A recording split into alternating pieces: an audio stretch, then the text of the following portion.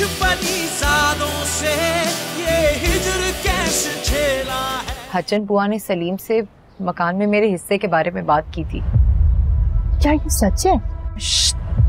खबरदार, ये राज है, इसको राज ही रखना। मैं चाहता हूँ कि तुम मेरे लिए शायरी करो। तो अम्मा ने कुछ गलत तो नहीं कहा ना? तुम्हारे भाई और भाभियां तुम्हारे हिस्से पर कब्जा करके बैठे हुए हैं।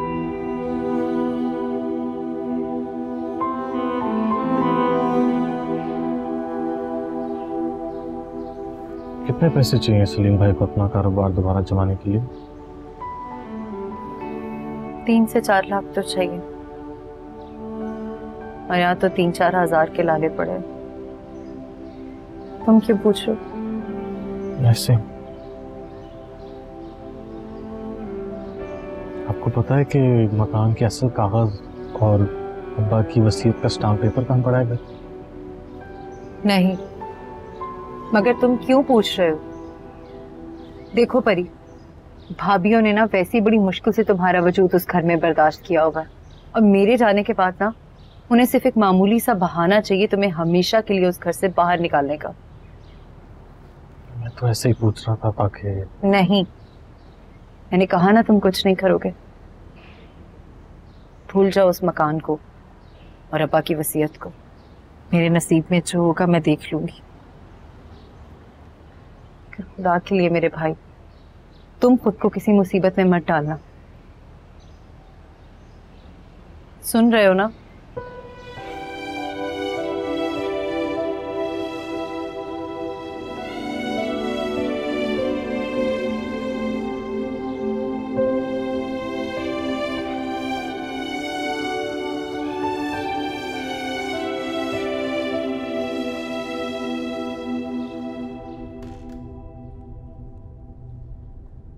लुबना, लुबना किधर हो? We are getting late. Lubna, Naseem, Naseem, Lubna बीबी किधर है? मैडम वो ड्राइवर के साथ यूनिवर्सिटी गई हैं। व्हाट? कब गई है? अभी थोड़ी देर पहले गई हैं।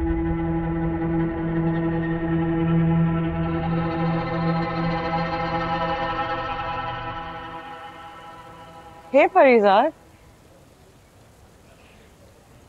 क्या हुआ? आज इतने परेशान क्यों लग रहे हो? जो लोग हमारी जिंदगी में हमें सबसे ज्यादा प्यारे होते हैं, अक्सर वो ही दर्द और गम में क्यों मुब्तला रहते हैं? और अलमिया ये कि हम चाह कर भी उनके लिए कुछ नहीं कर पाते। तुम बहुत गहरी बातें करते हो फरीज़ाद। पता है, मैं चंद दिन में ही तुमसे बहुत कुछ सीख चुकी हूँ।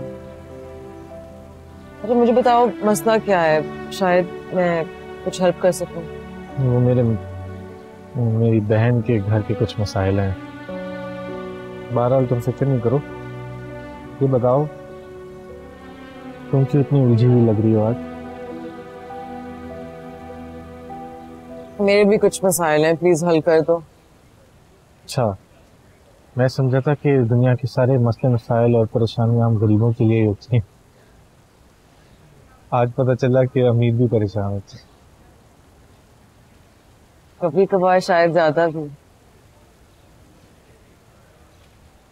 जब हम यहाँ शिफ्ट हुए थे ना, तो इसलिए हुए थे क्योंकि मामा की कुछ जमीनें हैं, वो चाहती थी कि वो उनके सामने बिकें। अब सौदा हो चुका है, वो कह रही है वापस चलो। इस साथ मैं रोज रोज की शिफ्टिंग से इतनी तंग आ गई हूँ ना। अच्छा तो ये परेशानी है। लेकिन फिक्र मत करो, मैंने अम्मा को खुद साफ बता दिया है कि मैं यहाँ से तब तक नहीं जाऊंगी जब तक मेरी डिग्री कंप्लीट नहीं हो जाती।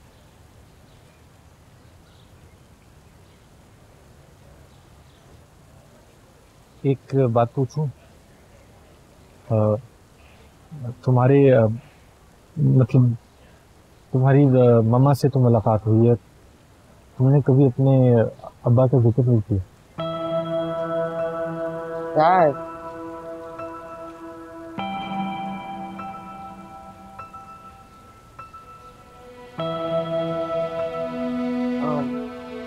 बहुत अरसे पहले मेरे पेरेंट्स की सेपरेशन हो गई थी। ओह, ओह अच्छा।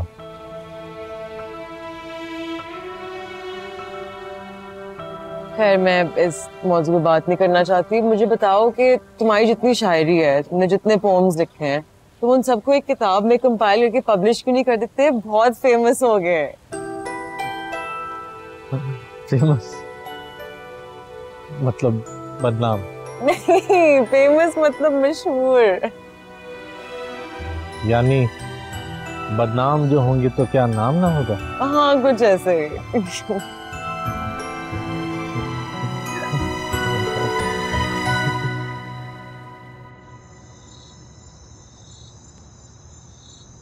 भूल जाओ उस मकान को और अब्बा की वसीयत को।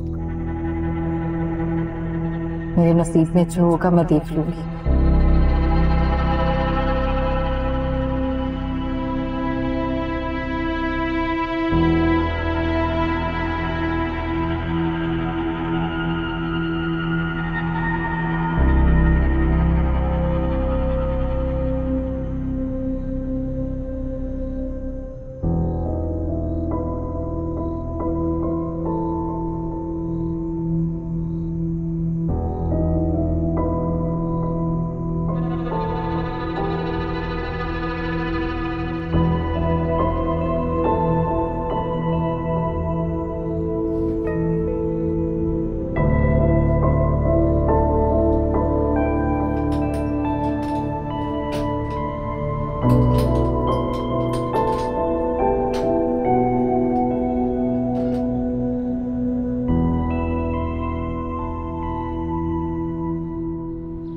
बताओ आज कौन सी धुन सुना रहे हो?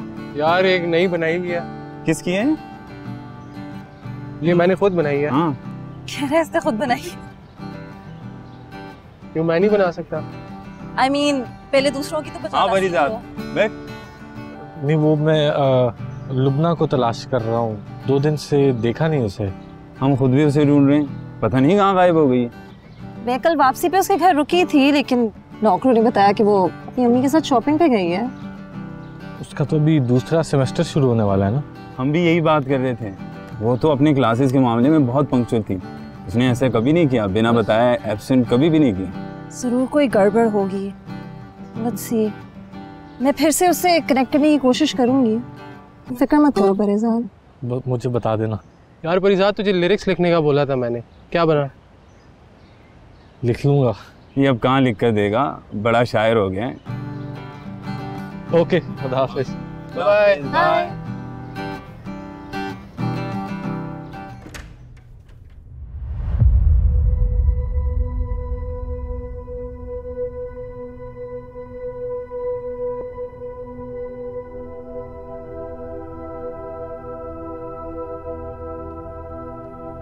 अब बस भी कर दो लुबना, बहुत हो गया रोना धोना।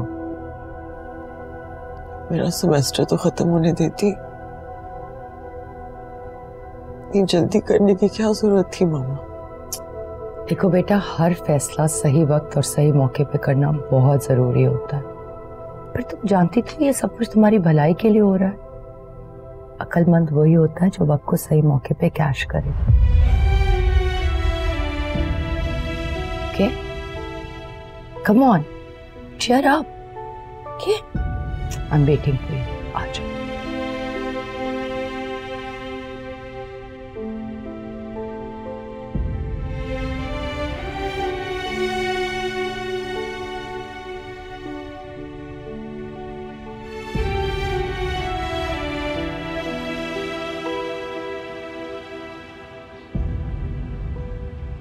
तो तुम लुबना से मिलने आए हो? जी वो कुछ अरसे से यूनिवर्सिटी नहीं आ रही थी, तो मैंने सोचा कि आपने ये सोचा कि मैं क्यों ना चला जाऊं और जाके उसका हाल अहवाल पूछ लूं, ऐसा ही है ना? जी। सीधी तरह क्यों नहीं कहते कि तुम्हें लुबना से मोहब्बत हो गई?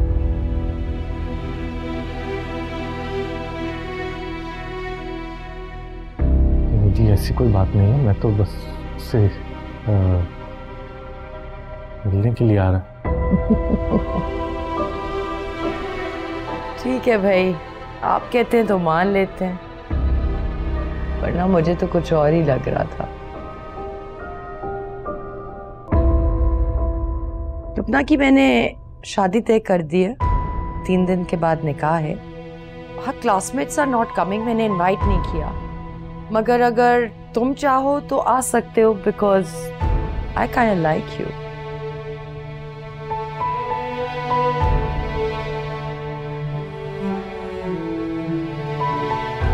उसके फियांसे ने उसे शादी के बाद पढ़ाई की भी इजाजत दी है, पर I don't think that Lubna चाहेगी कि वो पढ़ाई करे। She wants to relax, chill, enjoy life, you know. कौन है लुबना के होने वाले शौहर? इंडस्ट्रीज के टाइकून नौमान बशीर। तुम्हारी तो मुलाकात हुई थी ना पार्टी में।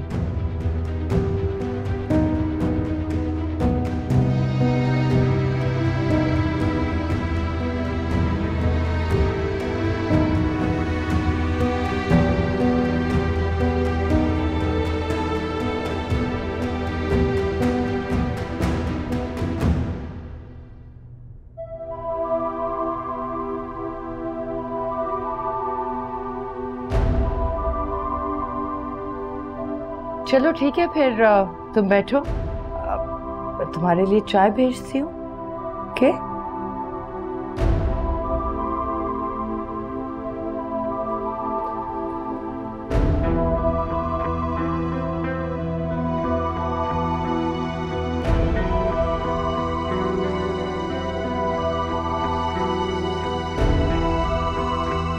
फरीजाद, हाय,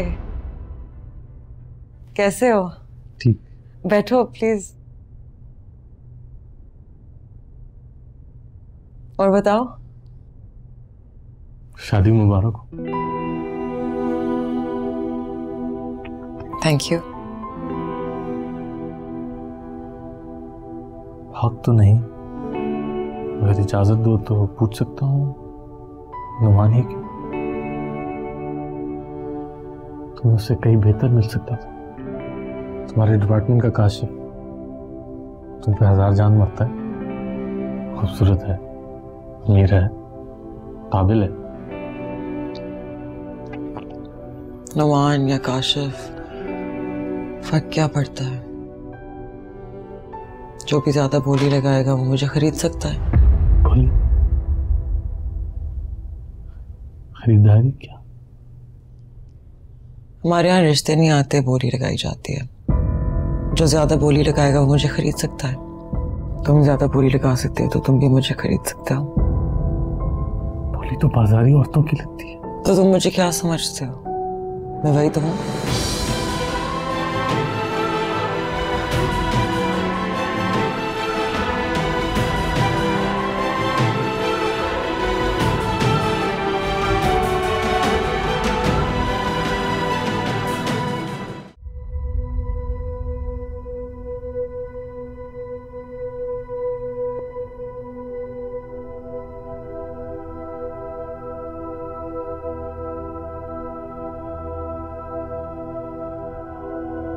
शुक्रिया।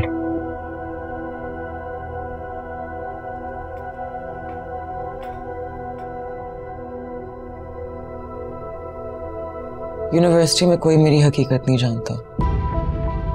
आजकल बाजार में नाचने वालियों का दौर नहीं है, अब लाइफस्टाइल का दौर है। हमेशा बताया जाता है कि बाप कहीं बाहर रहता है, लेकिन मुझे पढ़ाई का शौक था, हमेशा पढ़ना चाहती थी। तो थैंक्स टू मम्मा, उन्होंने मुझे इतनी इजाजत दी कि मैं यूनिवर्सिटी गई, तालीम हासिल की, लेकिन अलबत्ता शर्त यही थी कि जैसे ही मुनासिब बोली लगेगी मैं तालीम छोड़ दूंगी। तो मैं वही कर रही हूँ।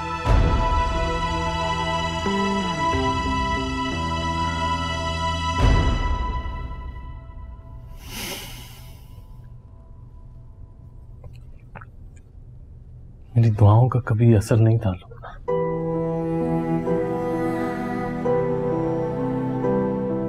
मैं दुआ करूंगा कि तुम सदा खुश रहो।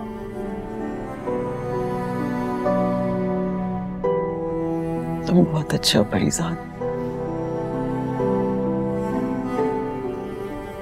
कहते हैं ना, मोहब्बत अंधी होती है। काश हम जिनसे मोहब्बत करते वो भी अंधे होते तो कितना अच्छा होता। हमेशा मेरी दुआ में रहोगी।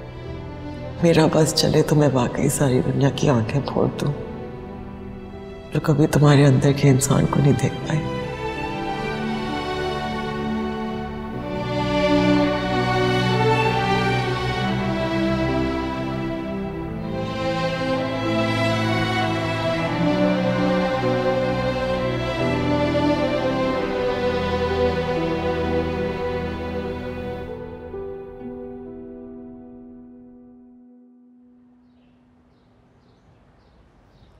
मिला है लुबना से? जी, लेकिन ये आप ठीक नहीं कर रही।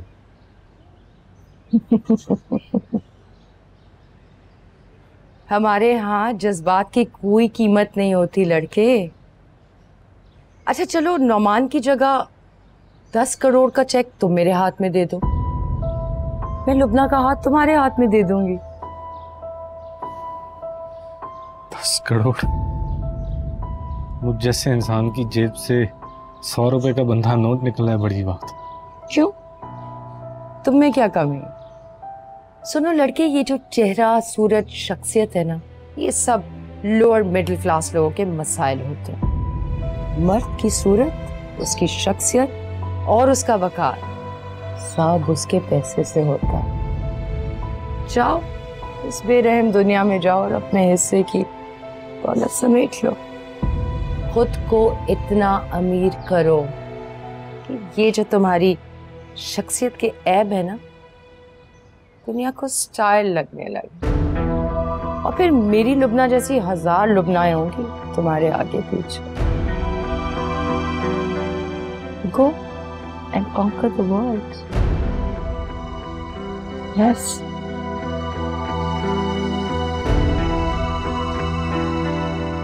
और हाँ, छोड़ो ये शायरी वायरी, ये सब भरे पेट के चोंचले हैं। यहाँ गरीब की तो शायरी भी दुनिया को हुजूर लगती है। और अगर मर्द अमीर हो तो उसके मुंह से निकली हुई गाली भी शायरी लगती है।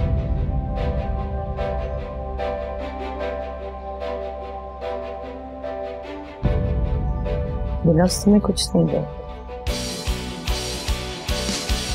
ना पूछ परीज़ादों से ये हिजर कैसे झेला है, ये तन बदन तो छलनी है और रूह पर भी जाले हैं।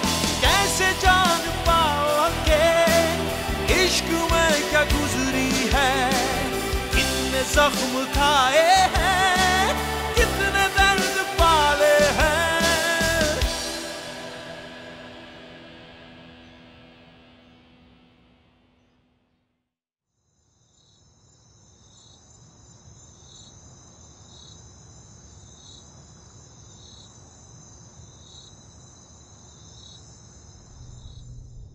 मर्द की सूरत, उसकी शख्सियत और उसका वकार सब उसके पैसे से होता है। जाओ इस बेरहम दुनिया में जाओ और अपने हिस्से की दौलत समेट लो।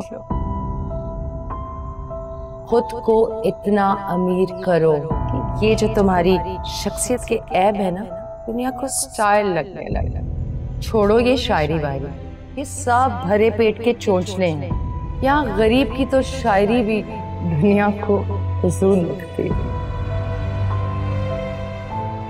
और अगर मर्द अमीर हो तो उसके मुंह से निकली हुई गाली भी शायरी लगती है। Go and conquer the world.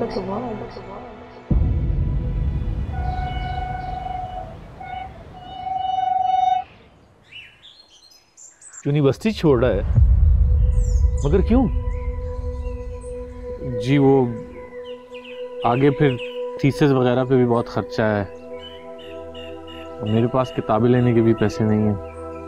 हाँ तो सही तो है, इसने कौन सा पढ़ लिख के कहीं कलेक्टर लग जाना है, क्लर्क ही लगना है ना। उससे तो ज्यादा अच्छा है कि कहीं कुछ सीख ले, कोई हुनर हाथ में आ जाएगा तो 4 पैसे भी कमा लेगा। वो तो ठीक है भाभी, पर ये करेगा क्या? वो हुनर तो आता नहीं है ऐसे, बस वो अपनी शायरी मायरी करेगा तू बस। अरे तो आप ही कहीं लगवा देना। वो क्या नाम है आपके जानने वाले का? वही जिसकी वेल्डिंग की वर्कशॉप है वहीं पे। वो कल्लू, तो इसमें कौन सा मसला है? क्यों भाई, करेगा वेल्डिंग? तुझे अजीब नहीं लगेगा वेल्डिंग करते हुए? ऐसे दुनिया का पहला शायर होगा जो प्लांट पे बैठ के वेल्डिंग करेगा।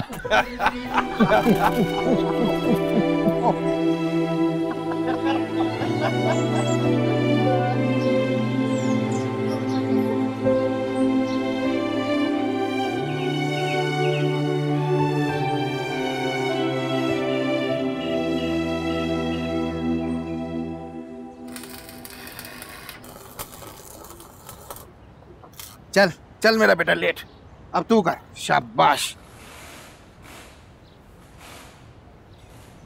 हाँ, ये लेना। पर यार तेरे हाथ मजदूरों वाले नहीं है, इन नाजुक हाथों से तोड़ लेगा फुलाद? हाथों में फुलाद आएगा तो हाथ फुलादी हो ही जाएंगे ना कल्लू उस्ताद।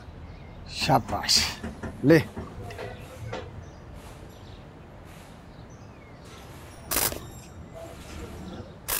आज तुझे वेल्डिंग का पहला सबक देता हूँ। एक वेल्डर के लिए वेल्डिंग की चिंगारियाँ आग नहीं फुलझड़ियाँ होती हैं। ये तेरे लिबास को छलनी करके तेरे जिस्म पर हज़ारों दाग डालेंगे। जब तेरा जिस्म तेरे अंदर की तरह दागदार हो जाए तो समझ लेना तेरी ट्रेनिंग मुकम्मल हुई। शाबाश, बहुत अच्छे, शाबाश। कर ले काम जल्दी मुका। हाँ कर रही हूँ। अरे आता ही होगा। हाँ ले आ गया। अस्सलाम वालेकुम अब्बा। वालेकुम अस्सलाम। हाँ बेटा, हो या डॉक्टर से? जी अब्बा। वे क्या बोला डॉक्टर? कुछ नहीं अब्बा, कह रहा था कि इस वक्त में जरा कमजोरी हो जाती है तो खुराक का और आराम का ख्याल रखना होगा। बस ये जो डॉक्टर लोग हैं ना, हमेशा खर्चे बढ़ाने के ही मशवरे देते हैं। अरे ये दुनिया में कोई पहला बच्चा नहीं है जो सीधा जन्ने जा रही है। रोजाना लाखों बच्चे पैदा होते हैं और पल भर भी जाते हैं। अरे कितनी बार कहा है जली कटी मत सुनाया कर। अगर सईदा के भाई लालची निकल ही आए हैं तो इसमें सईदा क्या कसूर? अरे मैंने कौन सी अनहोनी बात कह दी है? हैं? औरत का मायका ही उसके ससुराल में उसकी इज्जत बनाता भी है और बिगाड़ता भी है। जब उसके घर वालों को अपनी लड़की की इज्जत रास नहीं आ रही तो हम क्या कर सकते हैं? अरे भाई तो बहनों पर जान लुटा देते हैं और यहाँ तौबा तौबा, अरे नाग बनकर बैठ गए बहन के हक पर भाई। अरे बातें तो सुनेगी ना फिर उनकी बहन। हाँ, तेरे भाइयों ने तो हमारा बहुत ख्याल रखा। तेरा मेघा तो बहुत अच्छा था भाई। अच्छा बस बस, आपको कुछ नहीं पता, मत बोले ज्यादा। हाँ, हम तो लापता हैं, तुम्हें सब कुछ पता है। हाँ, आप मुझे सुना ले जली कटी। अच्छा चल काम कर, वो काम कर रही हूँ काम।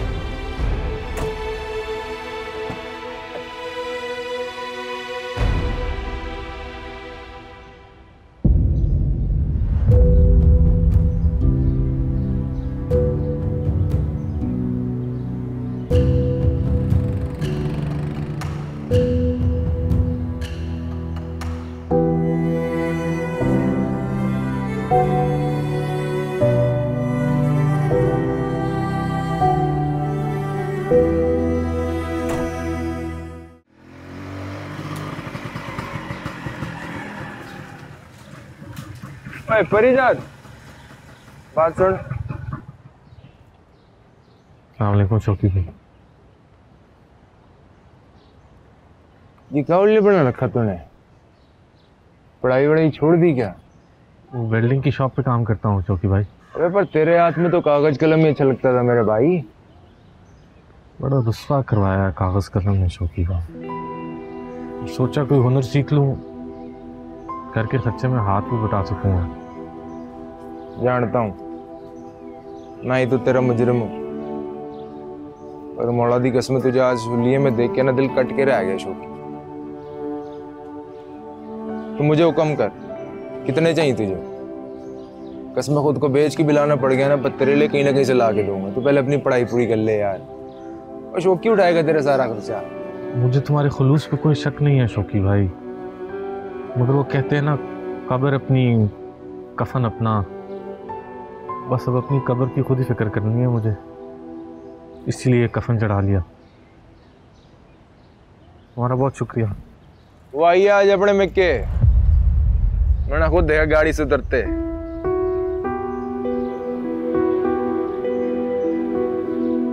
अपना वादा याद है ना शौकी भाई? तेरे उस वादे ने तो रोक के रखा मैंने, वरना अब तक तो उसका वो चर्चा होता ना कि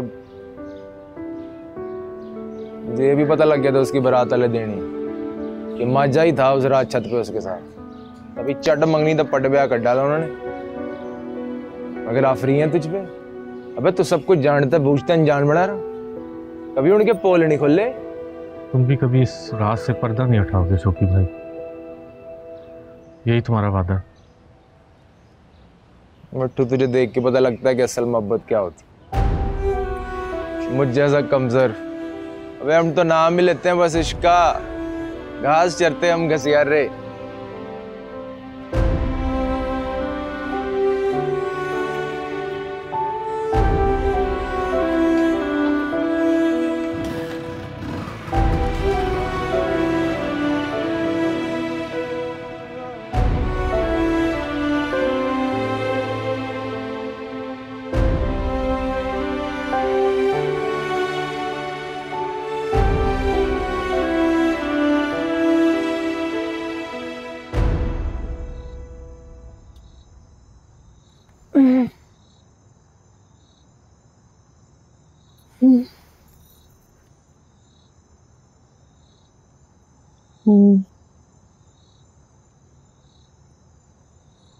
कभी कभी मुझे अपने घर में गुजारी शामें बहुत याद आती है, दिल करता है उड़ के वापस आ जाऊं।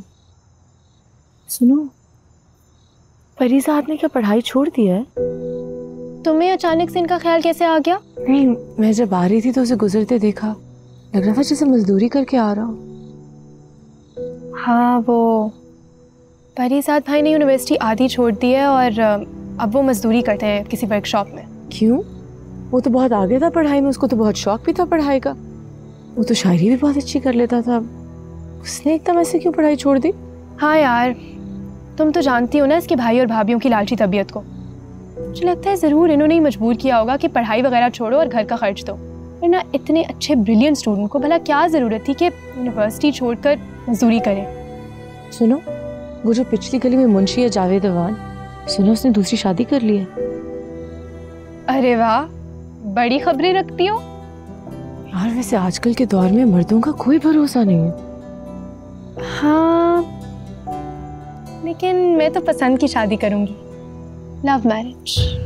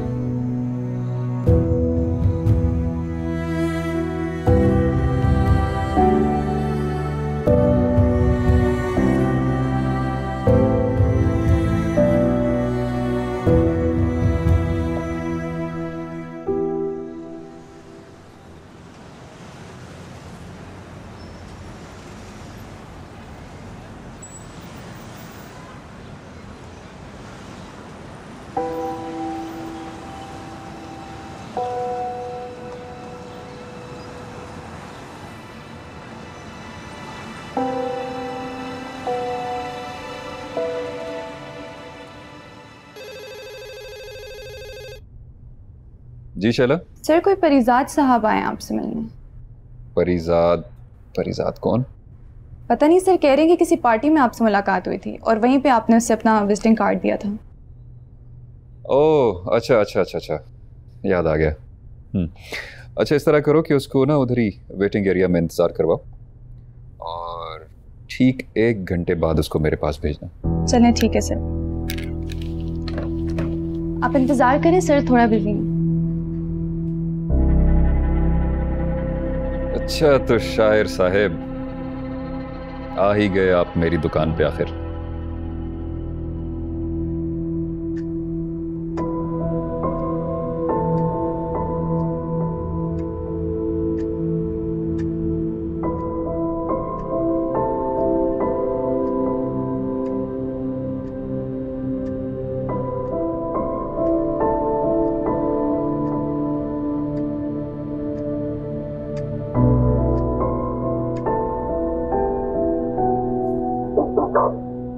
दाखिल हो सकता हूँ?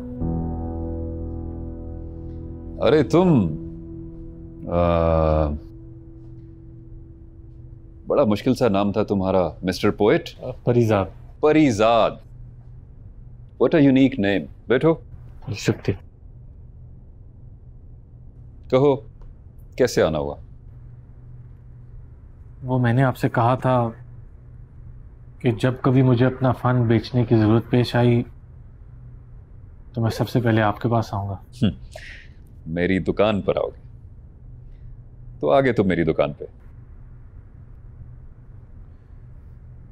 मैं अपनी शायरी बेचने के लिए आपके पास आया हूं आज।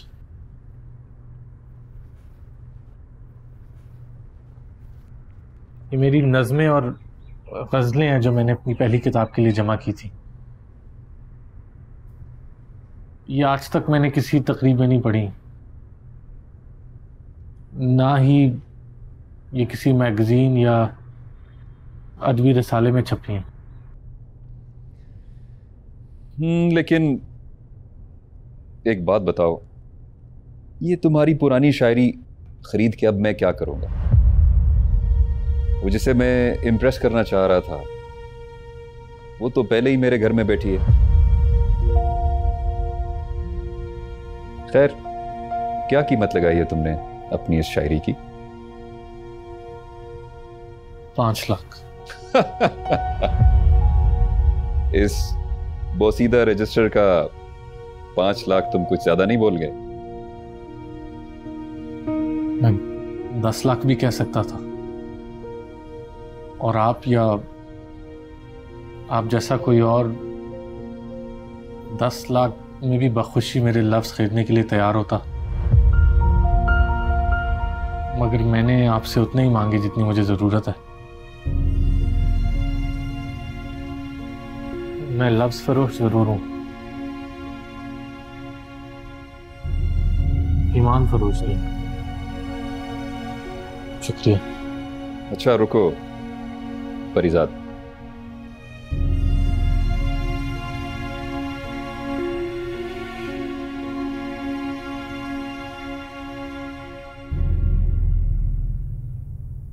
अकाउंट्स डिपार्टमेंट को कहें कि मिस्टर परीजाद के नाम का 5 लाख रुपए का चेक बना के मेरे पास लेके आए फौरन।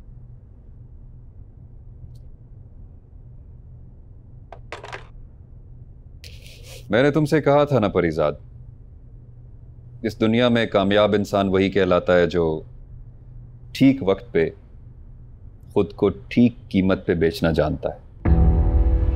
तुमने सही कहा, मैं ये शायरी 10 लाख में भी खरीदने को तैयार था, लेकिन वो चॉइस तुम्हारी थी। खैर,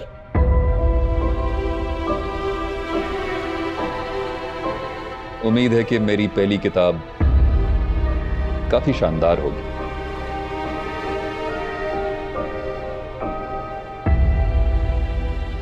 $5 लाख रुपए? परी, इतने पैसे तुम्हारे पास आए कहाँ से?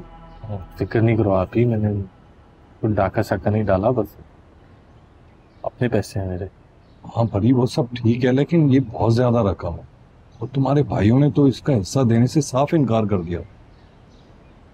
सलीम भाई, बस मैं उम्मीद करता हूँ कि इस रकम से आपका डूबा हुआ कारोबार फिर से अच्छी तरह जम जाएगा और आप दोनों की परेशानियां दूर हो जाएंगी। एक दरख्वास्त है, हाँ, तो कोशिश कीजिएगा ये अपने घर में किसी को ना पता चले इस बात का। बस मैं चाहता हूँ आप दोनों खुश रहें, ये मेरा मकसद है। यूँ समझें कि हमने आपका हक अदा कर दिया।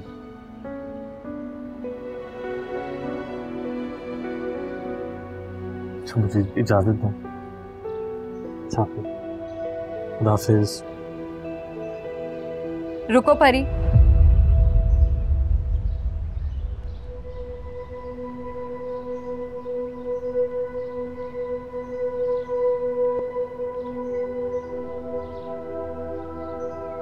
मैं ये पैसे तुमसे तब तक नहीं लूंगी जब तक तुम मुझे ये नहीं बताते कि आए कहां से।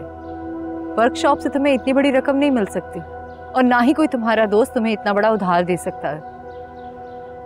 कहीं तुमने कोई जुर्म। गरीबों का जुर्म भी गुर्बत से भरा होता है आप ही। उससे अपने जुर्म की भी इतनी बड़ी रकम नहीं मिलती। तो मैंने कोई जुर्म नहीं किया, अपने लफ्ज बेचे हैं। वो किताब जिसके लिए आपने मुझे खाली रजिस्टर दिए थे ताकि मैं उनमें लिखूं, वो किताब में लफ्जों के सौदागर की दुकान पर बेचाया। वो किताब नहीं आई, मगर मुझे इस बात का इत्मीनान तो होगा ना कि अब मेरी बहन को लावारिस होने के ताने नहीं देगा। उसे रोज रोज घर बदर होने की धमकी नहीं मिलेगी।